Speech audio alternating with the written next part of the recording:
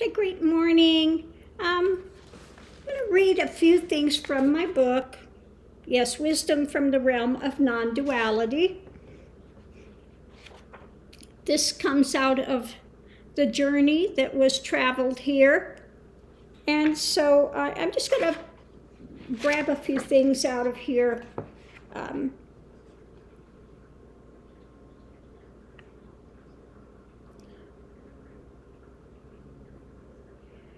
Okay, we're going to do read on mind. So any of these things are, they're, I have to stop saying, got a very bad habit of that. So excuse me, but we'll try to not say that so much. So this is on mind. Now, as far as staying within self, yes, keep a watch on your thoughts and stay in the moment. And you will see when the mind starts to play the old tapes, when it does, just change the tape. Give it no energy. Drop it. Come back to the now. It may take some time, although there need be no time at all. But being creatures of habit, we believe it will take work. But the effort sometimes is the downfall. Too much concentration. Just continue to relax and know that you are.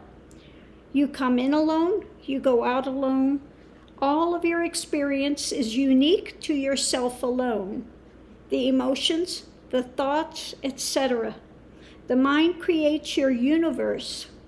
You have the ability to change your views and perceptions.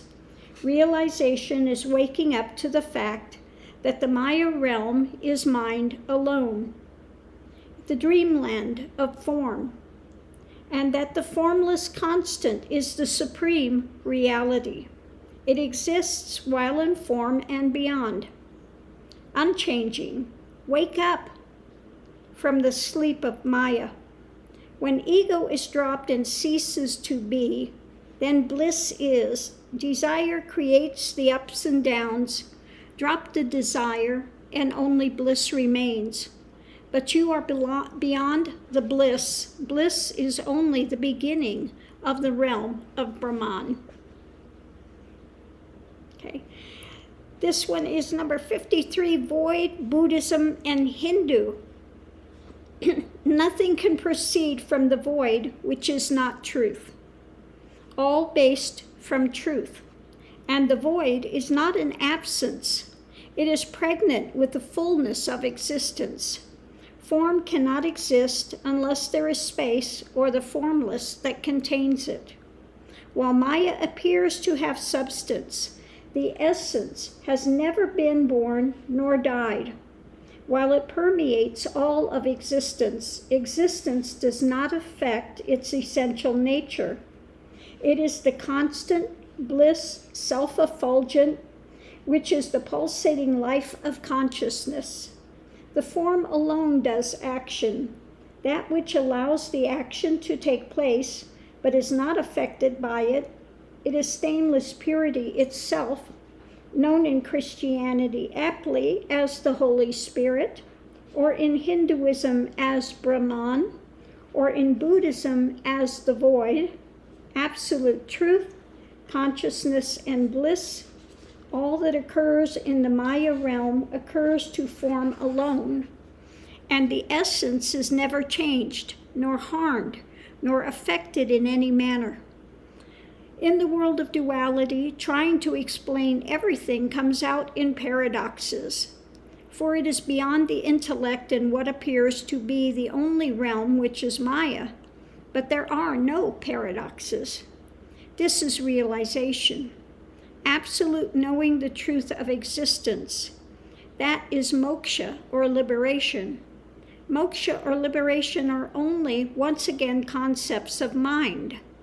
Realization is seeing that there is nothing you need to be liberated from, For in truth, mind and form have no substance that is lasting. They are only the ever-changing panorama, the movie of the moment.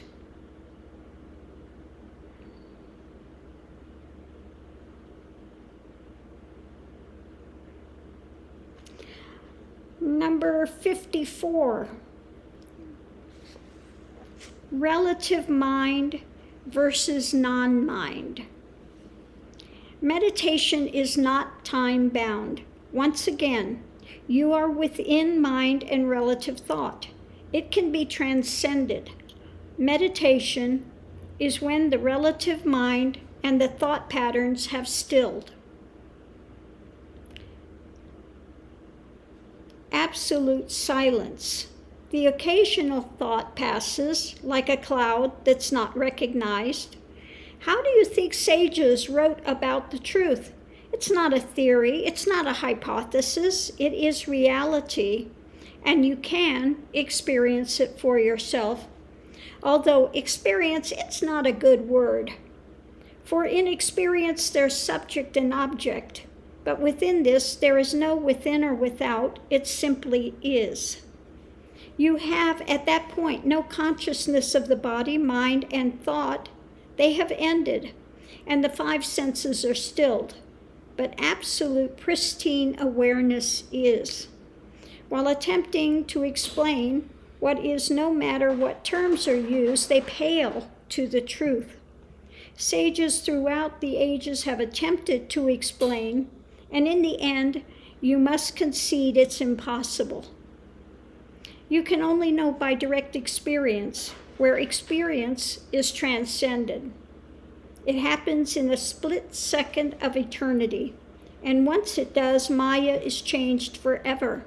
It fades like a dream, a waking dream, and you know that Maya is held in place by mind. Whatever is conceived may be experienced and lived. By Maya recedes not as the primary reality. It becomes secondary, like a byproduct, so to speak. And the reality of realization remains ever pure. You may go then in and out of mind and thought. You watch the personality playing the game of Maya. But Brahman is foremost. Always being situated in the formless, you watch the game of form. And nothing can disturb, for you are not. In reality, in eternity, personality does not exist, and you are ever free in moksha. It matters not at that point whether you are in form or out of form. Okay. 56, steps to realization. The silence referred to is absolute internal silence and stillness, where mind chatter and thought have ended. Okay? Doesn't mean the thoughts are repressed, that you hold them somewhere else, that you submerge them, that you are, compartmentalizing them. No, literally, they stop. The mind is stilled. This is called Turiya Tita. Okay? This can be found in the Rahasya,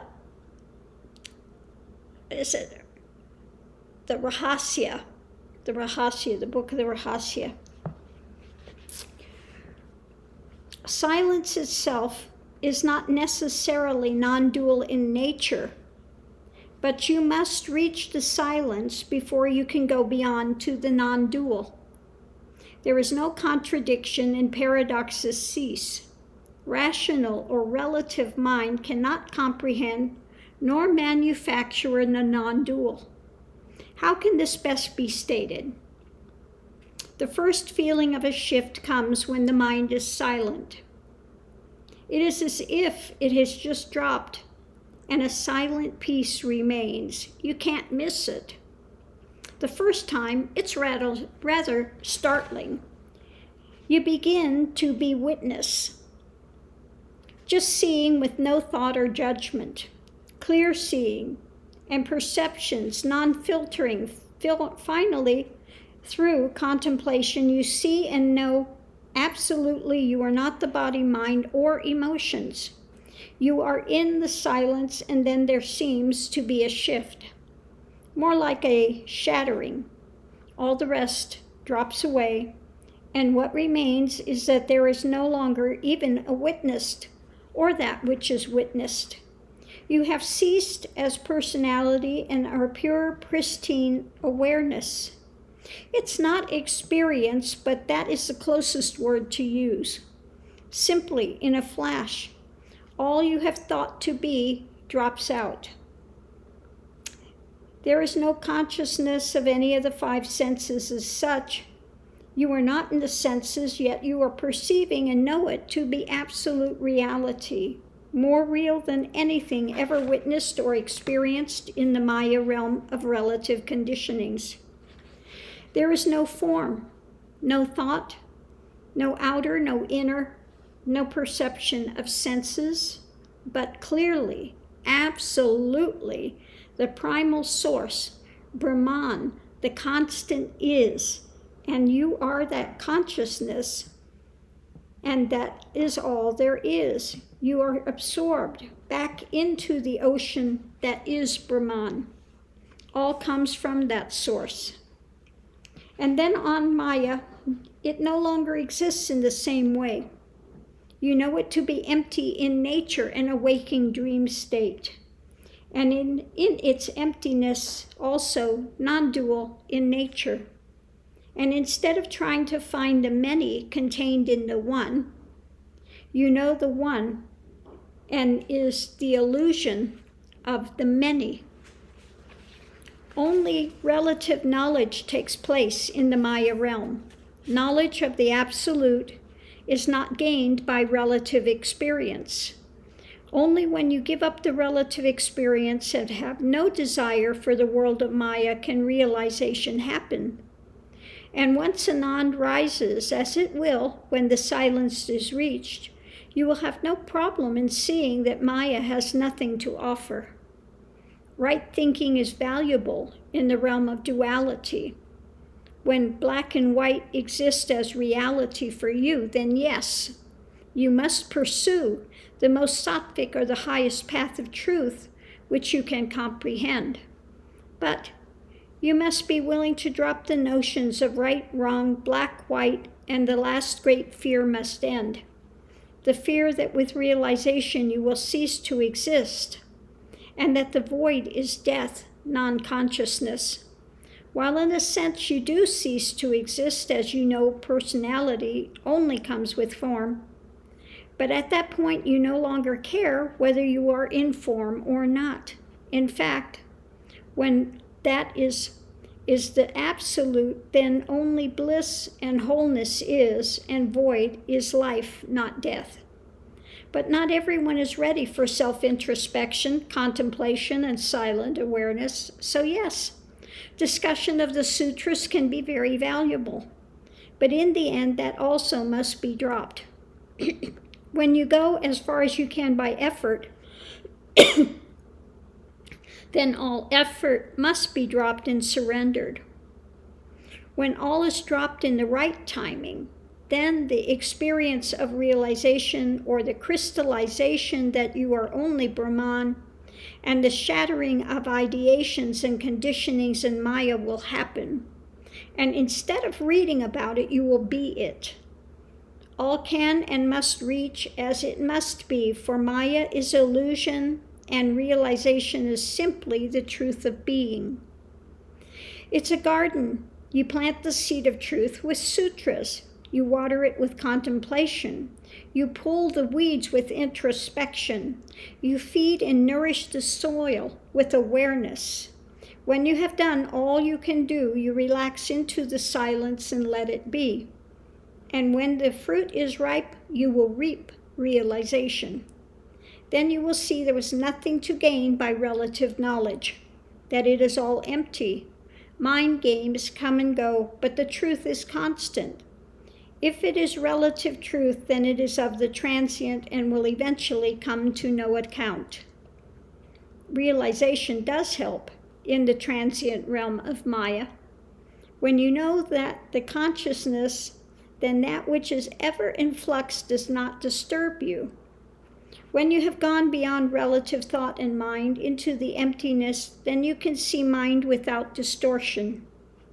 When you have come to the truth of existence, then you are no longer bound by society and traditions or self-inflicted conditionings and bondages. You are free. This is moksha, absolute liberation. Carrying the world, the Messiah complex. Ah, yes, carrying the world and carrying others. We want to save the world, yet we couldn't even save ourselves. But when you save yourself, you find out there is nothing to carry, no weights to burden. In the end, all proceeds from Source and returns to Source. And Source is perfection.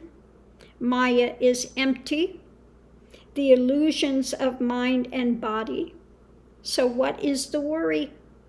What is there to carry? What is the ongoing pain? Absolutely nothing.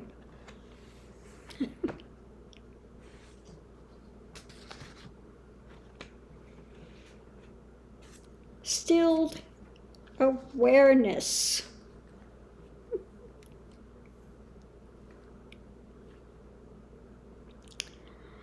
Good morning.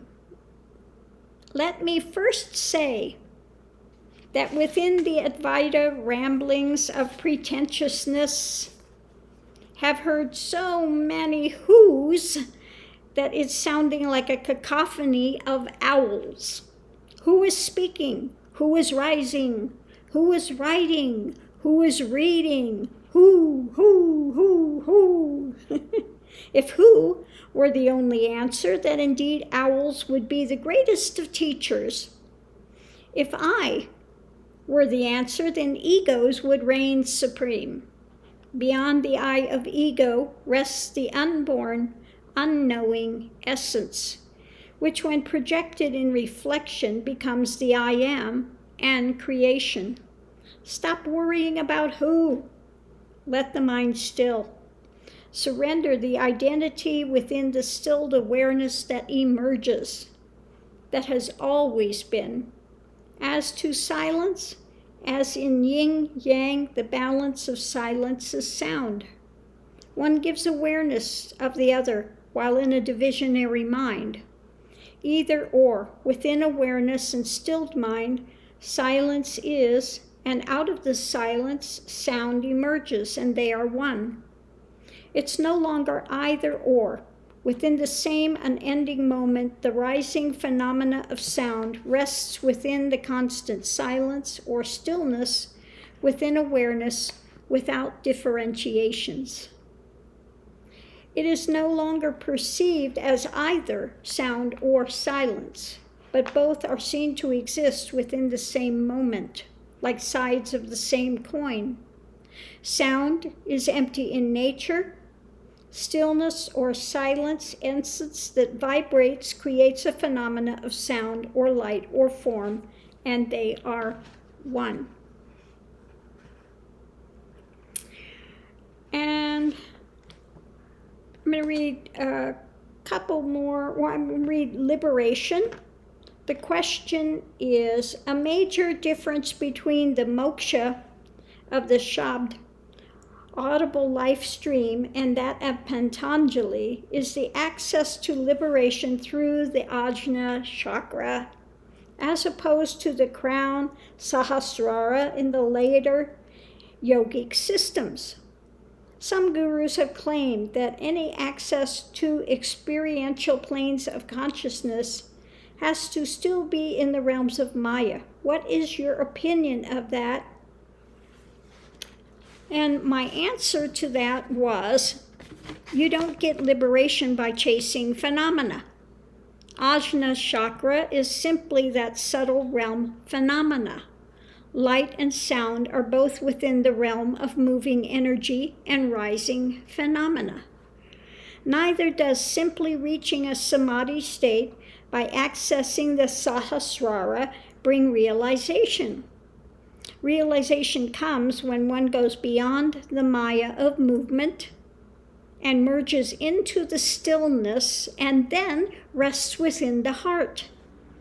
Only in seeing through the elusive nature of Maya may liberation be entered. Realization is entered when conditionings and identifications are blown apart and experienced as emptiness. Even reaching into the I am projection is not liberation. Liberation is when one first is drawn and dissolved into the pregnant void essence called Source. Then one may be spit back out into the I am minus the baggage of illusion. Okay.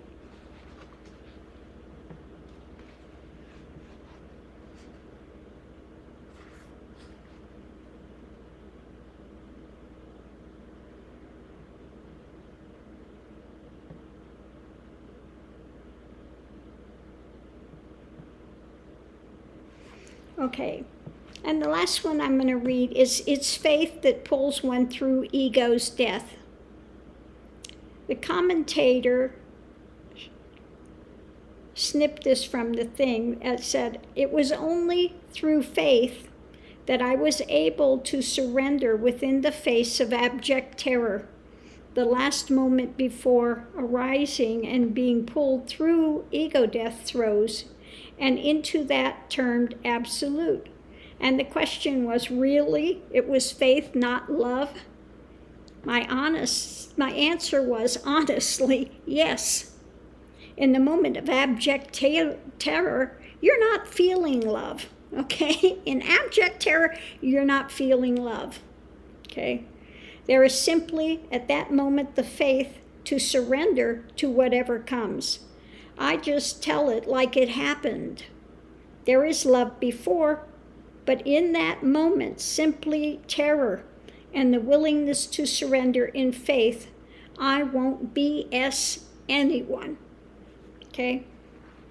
So those are just a few of little snippets in my book, Wisdom from the Realm of Non-Duality, what it is to walk that journey, what it is to live in that consciousness. And so, yeah, I'm happy to put this out there for those that are walking the path to non-duality. Those that have read Ramana, Nisargadatta, etc., will understand what is being said here, as it comes from that direct experience. Okay? And put out there for humanity. Now, I have to say, as a cautionary thing with this book, it's available on Amazon, but the second half of it is where I'm dealing with really nasty, negative naysayers. And I mean, their language gets really salty.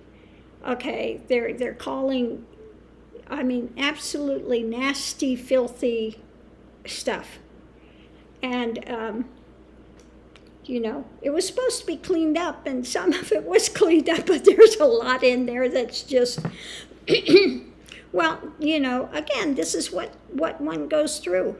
If you are a teacher, and like I was, a woman from the West, that's a guru, that has an online presence, dealt with a lot of flack and negativity and nastiness, and so it's still contained in there. You can see what that journey, what you have to go through, the swamps that you have to, the swamps that you have to cross when dealing with public and dealing with those that are supposed to be in the spiritual community, shall we say. So anyway, much love and light, and I'll see you online.